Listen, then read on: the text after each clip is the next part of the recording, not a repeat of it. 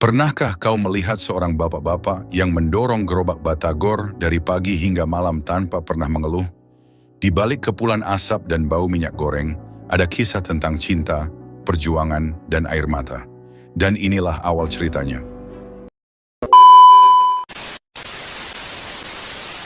Cerita dibuka dengan seorang penjual batagor keliling yang bernama Asep. Usianya mungkin sudah lewat dari 40, tapi semangatnya seperti anak muda. Ia tinggal di kontrakan sempit bersama istrinya, Bu Seli, wanita yang selalu mendampinginya dalam suka maupun duka. Setelah 6 tahun menikah dan berkali-kali gagal punya anak, akhirnya harapan itu datang. Bu Seli pun hamil lagi, tangis bahagia tak bisa mereka tahan. Tapi di balik itu, muncul satu kekhawatiran, mereka tidak punya tabungan untuk biaya persalinan. Hari kelahiran pun tiba. Karena kondisinya darurat, Bu Seli terpaksa harus melahirkan di rumah sakit kecil. Bayinya lahir sehat, tapi biaya rumah sakit hampir mencapai 7 juta rupiah. Asep hanya punya 500 ribu di dompetnya, sedangkan itu adalah uang modal terakhirnya. Asep pun menunduk di depan meja kasir rumah sakit, memohon agar diizinkan mencicil. Ia menandatangani surat utang tanpa tahu kapan bisa melunasinya. Sejak hari itu, gerobak batagor miliknya menjadi satu-satunya harapan. Dan Asep pun dilanda kebingungan antara bahagia dan sedih, karena uang modal untuk berjualannya kini sudah tidak ada. Singkat cerita, Asep pun meminjam uang untuk modal sebesar 300 ribu.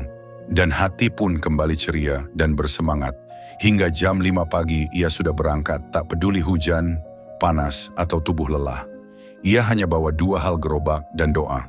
Setiap kali ia menggoreng batagor, ia ingat wajah istrinya yang masih pucat di rumah. Dan suara tangis bayi mungil mereka yang lapar. Hari-hari itu tak mudah. Kadang dagangannya tak habis, kadang tubuhnya demam. Pernah suatu malam, ia pulang dengan uang 70 ribu. Dan saat itu juga, istrinya berkata, "Bang, anak kita belum minum susu dari pagi." Asep pun menahan tangis. Ia pergi ke warung dan berutang lagi, hanya untuk membeli 1 saset susu bayi bermerek Susu Saya Susu Bendera. Tetangganya Bu Dewi yang tahu kondisi itu, sering membeli batagor dan sengaja membayar lebih untuk membantu keadaan istrinya. Bahkan Pak Udin, pemilik kontrakan pun beberapa kali menagih uang sewa. Tapi apalah daya, utang rumah sakit belum lunas. Dan setiap minggu, petugas dari klinik datang mengetuk pintu. Karena dia sudah bingung, Asep pun pergi ke rumah saudaranya yang di bawah sana untuk berpikir dan mencari solusinya. Namun dengan niat dan tekad yang kuat, Asep pun kembali bangkit untuk melunasi hutang rumah sakit istrinya. Suatu hari, saat Asep sedang menggoreng dan menjajakan dagangan di depan sekolah, ia melihat anak kecil menangis karena tak punya uang jajan. Tanpa pikir panjang, ia memberi 1 porsi batagor secara gratis. Ternyata ada orang yang merekam momen itu. Hingga video itu tersebar luas di media sosial. Dan orang-orang mulai berdonasi untuk membantu Pak Asep. Dalam beberapa minggu, seorang donatur datang langsung ke rumah kontrakannya, membawa amplop berisi uang dan secarik kertas. "Pak Asep, ini ada sedikit rezeki untuk melunasi utang rumah sakit istri Bapak. Mohon maaf sebelumnya Pak, saya kemarin mencari informasi dan latar belakang Bapak ke kampung Cihangser, tempat berjualan Bapak. Terima kasih Bapak telah menjadi inspirasi kami semua." Asep pun sujud syukur.